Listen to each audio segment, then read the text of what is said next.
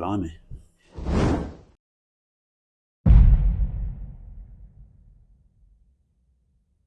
Oh, wow. Good question. I don't know if I can answer it. Well, I'm most excited to bring using theatrical tools. Well, it's the sense that you are there actually watching the thing unfold that evening. In particular, Steve Coogan doing 4 characters on one evening, I think will be an amazing thing to watch. So that's, yeah, I think that'll be a thing.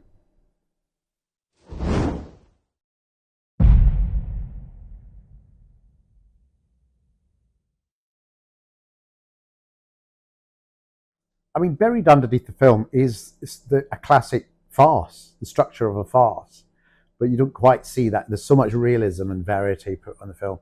And I think on stage, you'll get, I think, a much more powerful sense of the story escalating, how one little, not really an error, one little decision made by a rogue general leads to this happening, leads to that happening, leads to this happening, to that, and you can watch the escalation play out almost in real time in front of you.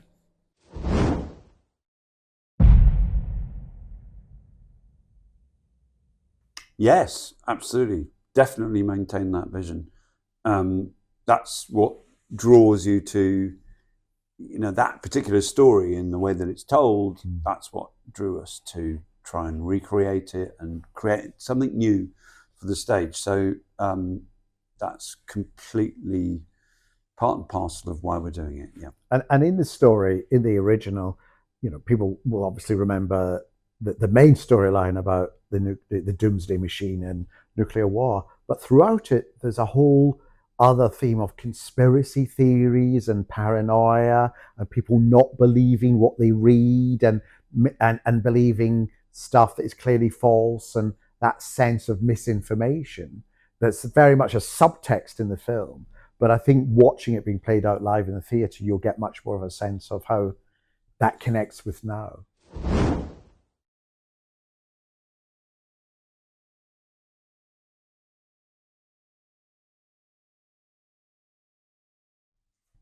Yes, the answer is yes, absolutely. That aesthetic is a complete inspiration for how we're going to stage it.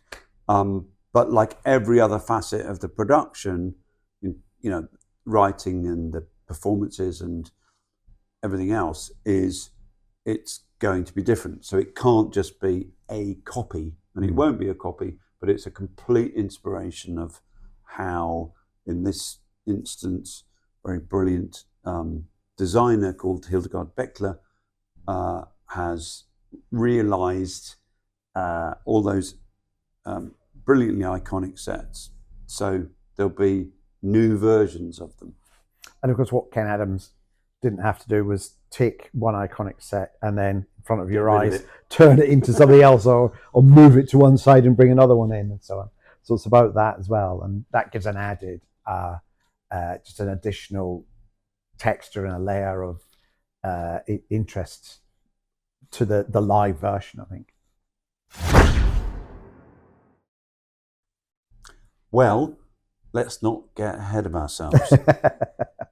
I would say, let's see how it goes. We hope we're creating a great night at the theatre that people will really enjoy, and if you can do that, good things will happen.